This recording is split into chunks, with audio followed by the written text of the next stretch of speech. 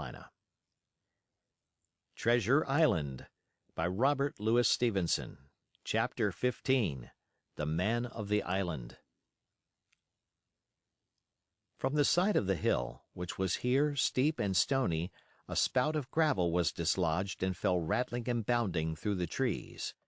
My eyes turned instinctively in that direction, and I saw a figure leap with great rapidity behind the trunk of a pine.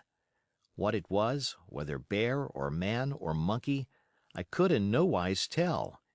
It seemed dark and shaggy, more I knew not, but the terror of this new apparition brought me to a stand. I was now, it seemed, cut off upon both sides, behind me the murderers, before me this lurking nondescript, and immediately I began to prefer the dangers that I knew to those I knew not. Silver himself appeared less terrible in contrast with this creature of the woods, and I turned on my heel, and looking sharply behind me over my shoulder, began to retrace my steps in the direction of the boats.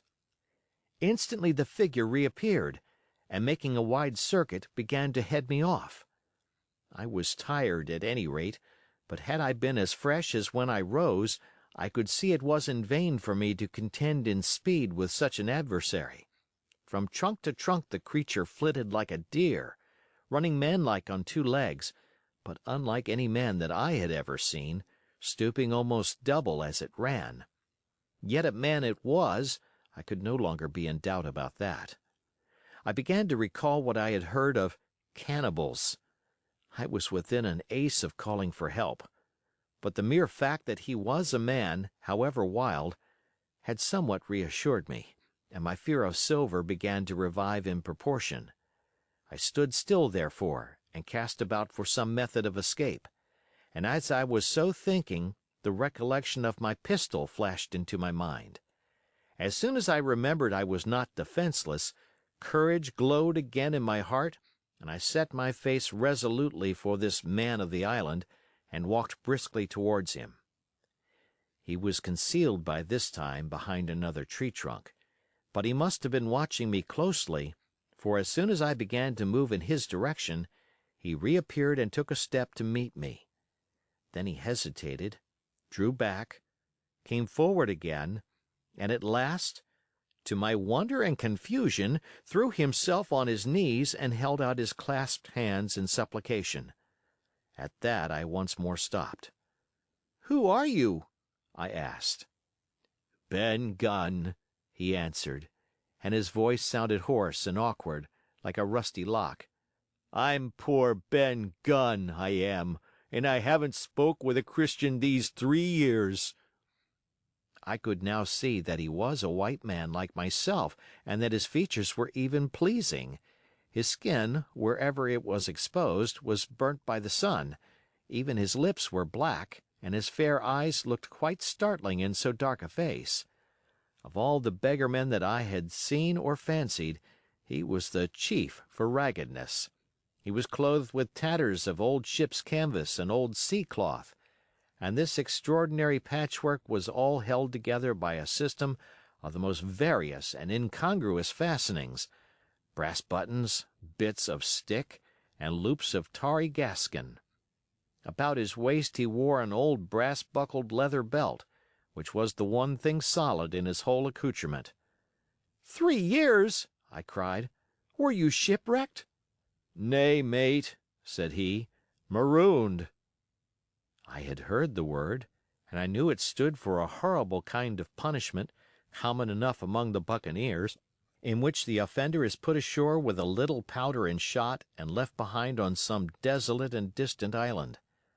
"Marooned 3 years agone," he continued, "and lived on goats since then, and berries and oysters.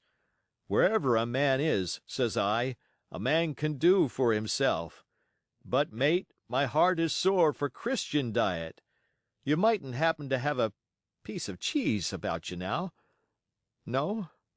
Well, many's the long night I've dreamed of cheese, toasted mostly, and woke up again, and here I were." "If ever I can get aboard again," says I, "you shall have cheese by the stone." All this time he had been feeling the stuff of my jacket, smoothing my hands, looking at my boots and generally, in the intervals of his speech, showing a childish pleasure in the presence of a fellow creature. But at my last words he perked up into a kind of startled slyness. "If ever you can get aboard again, says you?" he repeated. "Why now, what's to hinder you?" "Not you, I know," was my reply. "And right you was!" he cried. "Now what do you call yourself, mate?" "Jim," I told him. "Jim, Jim!" says he, quite pleased apparently. "Well now, Jim, I've lived that rough as you'd be ashamed to hear of. Now, for instance, you wouldn't think I had had a pious mother to look at me?" he asked. "Why, no, not in particular," I answered. "Ah, well," said he, "but I had. Remarkable pious. And I was a civil, pious boy, and could rattle off my catechism that fast as you couldn't tell one word from another. And here's what it come to, Jim, and it begun with chuck farthin' on the blessed gravestones. That's what it begun with, but it went further'n that, and so my mother told me, and predicted the whole, she did, the pious woman. But it were Providence that put me here. I've thought it all out in this here lonely island, and I'm back on piety. You don't catch me tastin' rum so much, but just a thimbleful for luck, of course, the first chance I have. I'm bound I'll be good, and I see the way, too. And Jim," looking all round him and lowering his voice to a whisper, "I'm rich." I now felt sure that the poor fellow had gone crazy in his solitude, and I suppose I must have shown the feeling in my face, for he repeated the statement hotly. "Rich! Rich!" I says. "And I'll tell you what. I'll make a man of you, Jim. Ah, Jim, you'll bless your stars, you will.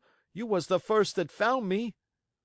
And at this there came suddenly a lowering shadow over his face, and he tightened his grasp upon my hand and raised a forefinger threateningly before my eyes. "Now, Jim, you tell me true. That ain't Flint's ship?" he asked. At this I had a happy inspiration. I began to believe that I had found an ally, and I answered him at once. "It's not Flint's ship, and Flint is dead. But I'll tell you true, as you ask me, there are some of Flint's hands aboard, worse luck for the rest of us." "Not a man with one leg?" he gasped.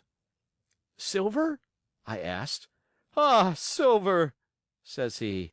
"That were his name." "He's the cook, and the ringleader, too."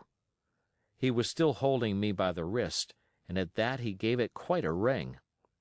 "If you was sent by Long John," he said, "I'm as good as pork, and I know it. But where was you, do you suppose?" I had made my mind up in a moment, and by way of answer told him the whole story of our voyage and the predicament in which we found ourselves. He heard me with the keenest interest, and when I had done, he patted me on the head. "You're a good lad, Jim," he said, "and you're all in a clove hitch, ain't you? Well, you just put your trust in Ben Gunn. Ben Gunn's the man to do it. Would you think it likely now that your squire would prove a liberal-minded one in case of help, him being in a clove hitch, as you remark?" I told him the squire was the most liberal of men. "Ay, but you see," returned Ben Gunn, "I didn't mean giving me a gate to keep, and a suit of livery clothes and such. That's not my mark, Jim. What I mean is, would he be likely to come down to the tune of, say, £1,000 out of money that's as good as a man's own already?" "I am sure he would," said I. "As it was, all hands were to share." "And a passage home?" he added with a look of great shrewdness. "Why," I cried, "the squire's a gentleman, and besides, if we got rid of the others, we should want you to help work the vessel home." "Ah," said he, "so you would." And he seemed very much relieved. "Now, I'll tell you what," he went on, "so much I'll tell you, and no more. I were in Flint's ship when he buried the treasure, he and 6 along, 6 strong seamen. They was ashore nigh on a week, and us standing off and on in the old Walrus. One fine day up went the signal, and here comes Flint by himself in a little boat, and his head done up in a blue scarf. The sun was getting up, and mortal white he looked about the cutwater. But there he was, you mind, and the 6 all dead, dead and buried. How he done it, not a man aboard us could make out. It was battle, murder, and sudden death, leastways, him against 6. Billy Bones was the mate. Long John, he was quartermaster, and they asked him where the treasure was. 'Ah,' says he, 'you can go ashore if you like and stay,' he says, 'but as for the ship, she'll beat up for more, by thunder.' That's what he said. Well, I was in another ship 3 years back, and we sighted this island. 'Boys,' said I, 'here's Flint's treasure. Let's land and find it.' The captain was displeased at that, but my messmates were all of a mind and landed. 12 days they looked for it, and every day they had the worse word for me, until one fine morning all hands went aboard. 'As for you, Benjamin Gunn,' says they, 'here's a musket,' they says, 'and a spade and pickaxe. You can stay here and find Flint's money for yourself,' they says. Well, Jim, 3 years have I been here, and not a bite of Christian diet from that day to this.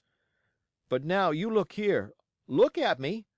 Do I look like a man before the mast? 'No,' says you. 'Nor I warn't neither,' I says. And with that he winked and pinched me hard. 'Just you mention them words to your squire, Jim,' he went on. 'Nor he weren't neither, that's the words.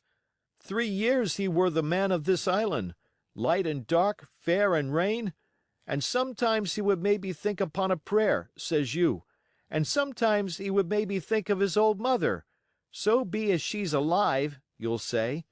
But the most part of Gunn's time, this is what you'll say, the most part of his time was took up with another matter, and then you'll give him a nip, like I do.'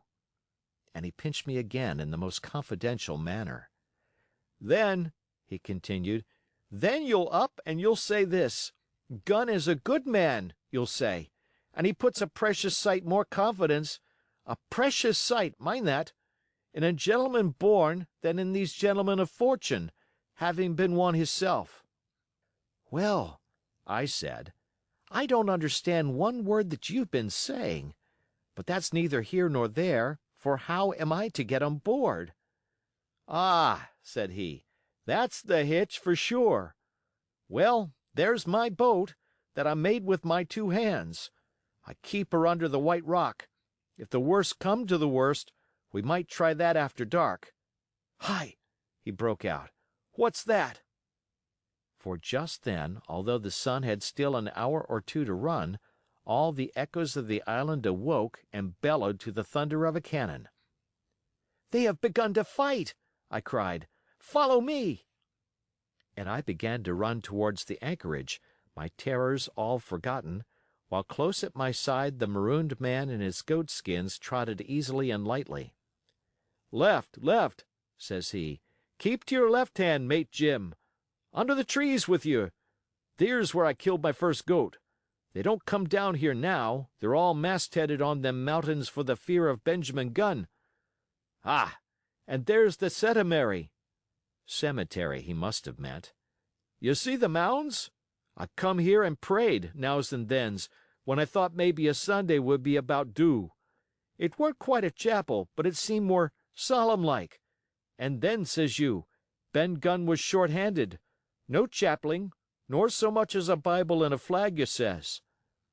So he kept talking as I ran, neither expecting nor receiving any answer. The cannon shot was followed after a considerable interval by a volley of small arms. Another pause, and then, not a quarter of a mile in front of me, I beheld the Union Jack flutter in the air above a wood. End of chapter.